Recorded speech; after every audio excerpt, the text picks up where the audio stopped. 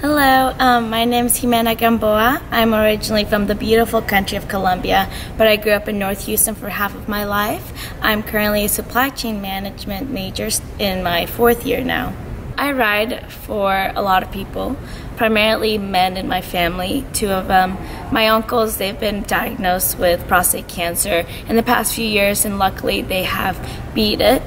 I also ride for an amazing friend I had during high school. His name is Brett Reed, and if you ever knew him, if you ever met him, you'd probably think he's the most ridiculous person in the world.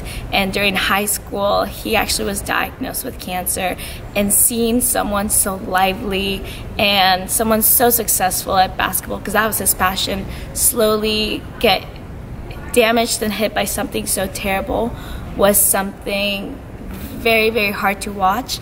But now, a few years later, he's beat it and he's doing amazing things, and I absolutely love knowing that he's going to do great things with his life. I also ride for someone who I particularly don't know their name. So 2 years ago, I participated in an event called Brave the Shave, where I fundraised money, and then after the money was fundraised, at the end of it, I shaved all of my hair, and I donated that hair to a Pantene kind of campaign that donates the hair to people that are suffering from cancer and can't normally afford wigs or kind of hair extensions. So the day right after I did that, that was a Sunday, then Monday after at my 9:30 a.m. class, I walk into the classroom at the UTC, which is freezing, so I have a beanie on. And then my professor asked me, like, hey, Jimena, can you take your hat off? So like take off my hat, and everyone in class like sees that I'm bald. And then there was this girl in the front seat of the class who I'd never seen before, and she just looks at me. And then as the class goes on, like she just keeps staring at me, and I'm like, oh my goodness, like super self-conscious. It was super weird. And then after that class ended, I like run to the bathroom feeling a little flustered, and outside is the guy, outside the bathroom was the guy that was sitting next to her. He's like, hey, you're Jimena, right? And I was like, yeah, like, what's up? He was like, you know that girl that was sitting next to me in class? She's my sister.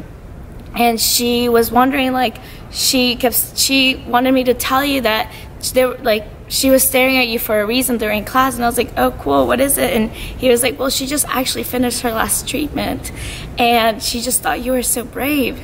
And after that, I never saw her again, so I hope she's doing great. I also ride for a lot of the affected communities in not only the United States, but in the world, especially communities that don't get as much attention economically or from their governments, because they tend to be made up of very, very poor families and things like, and people that might not have the resources to seek treatment or even have the time to just go to a doctor's appointment. And I really hope that all this hope and knowledge that we're spreading around really gets to them in the future, so that way maybe just them being more aware about the different causes of cancer, they can start changing their lifestyle. Yeah. Okay, cool. All right, so how you heard about it? Okay. I heard about T4K from an amazing, incredible woman named Brooke Chambers. She was in an organization with me called Texas Spirits, and I remember her once mentioning that she was in this cancer fighting organization, and I was like, cool, Brooke, like keep changing the world, all that. And one day I called her up and I was like, hey, I would really want to talk more about this. So we went to Einstein's on the drag, and we sat there for maybe like 3 hours. And that was right after she had come back from her ride. She was a 2016 rider. So just hearing her experience and hearing all the things that she had done, that really motivated me to seek out this organization. And I did. So shout out to Brooke, you rock. Texas 4000 has impacted my life already by just making me much more aware of all the communities that are affected, and just the communities in UT and in the Austin area, in the United States and around the world, just all sorts of people and circumstances that are affected by cancer. Also, just hearing every single time during meeting or before we start a workout or before anything, hearing all my colleagues or peers mention so many names that are affected and so many personal stories, and knowing that every single story not only affects that person that's being affected, but their families, their neighbors, their cousins, their teachers, everyone. And this is just, it really makes me see this disease as something much more wider than I had ever seen before.